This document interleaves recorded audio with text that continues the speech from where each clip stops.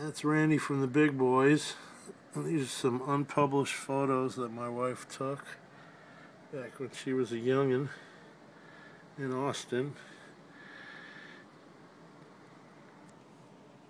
Starting out with this little collage of photos. She knew Tim, and she knew him through a friend of hers mom that worked at the library that he worked at. You see, he got the double mohawk. I remember that about him. He was old. We weren't that old, but he was older. But anyways, they used to chase the bats out. He worked at the UT library, and she supplied him with 5 photographs that they had, and one of them got published in what skate magazine your picture was in?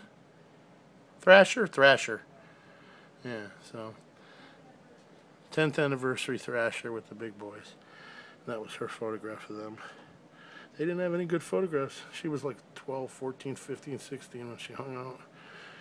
I met her when she was 18. But anyways, we got a whole shitload of stuff to go through. These are all punk posters, fanzine flyers. And I got about 6 of these videos to do, so get ready for a good ride. Some of this might be the only stuff.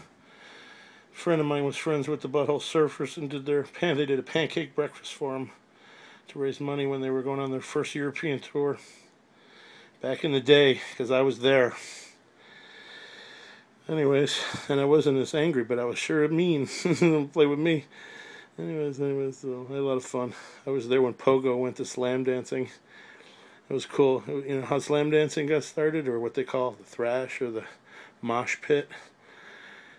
Pogo, which was jumping up and down and kind of lame, but people were kind of banging into each other, so there was a little bit of thrash kind of going on. You know, you'd pogo all together, up and down. So it was a little bit of a vertical thrash.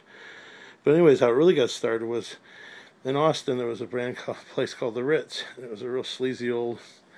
And now it's, I guess, it's into something different. I can't remember what it is, but I saw it on one of the Austin tours. But it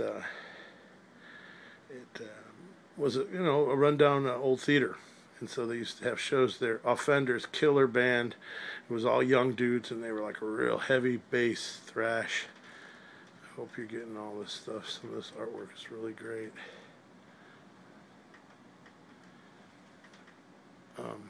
Anyway, so they're used to this Hickoids too. I'll tell about that in a second. Anyways, we used to get Air Force guys that would come in looking for chicks, and they were, 19, 20, 21 years old. They were hip and cool, but they were in the Air Force. They're coming from the base, and they get leave for the weekend. So they come in and they wanted to dress up, but they couldn't find much. So they go to the resale shop and they'd find these polyester, I wouldn't call them Hawaiian shirts, but like pattern shirts from the 70s. Anyways, and so that's how you knew who they were. They almost all had that same weird outfit on. And to many of us, and so they get so drunk that they start falling. They didn't have any friends, so they get really drunk and start falling back and forth. And we'd push them on each other and shove them around, and they'd fall down or whatever. And then we start pushing each other around a little bit. And so that's how slam dance and thrashing got started, at least in Austin that I saw. I mean, the whole kick boot, kind of DRI, Dirty Rotten Imbecile thing didn't really come in for another year or so.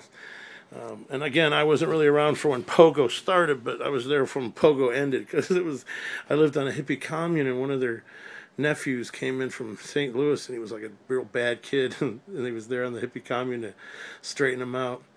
And and he told me about Pogo, and I'm like, because I had heard, Black Flag, and I had seen Rude Boy and Great Rock and Roll Swindle on the hippie commune.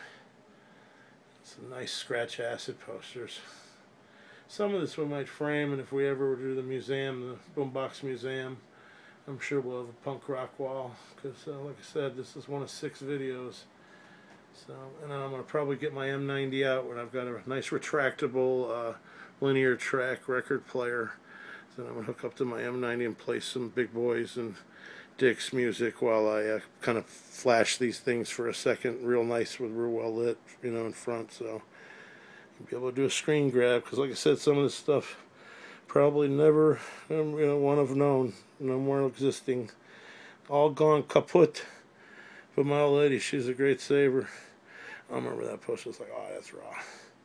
And then, like I said, back to Hickoids. Hickoids was the first country punk band that I knew of, and it was a dude named Jukebox, who was a really great artist, and I'm sure hung around Austin for a while after we left. We left in 85-ish, I think, or 87, I can't remember, 85. But yeah, so this is the punk rock stuff, and we got a whole bunch more to show, so I hope you enjoy it, and maybe the only you've ever seen of it, and it's not for sale, sorry. We're not interested in selling because we got more to show, so enjoy the videos. Bye.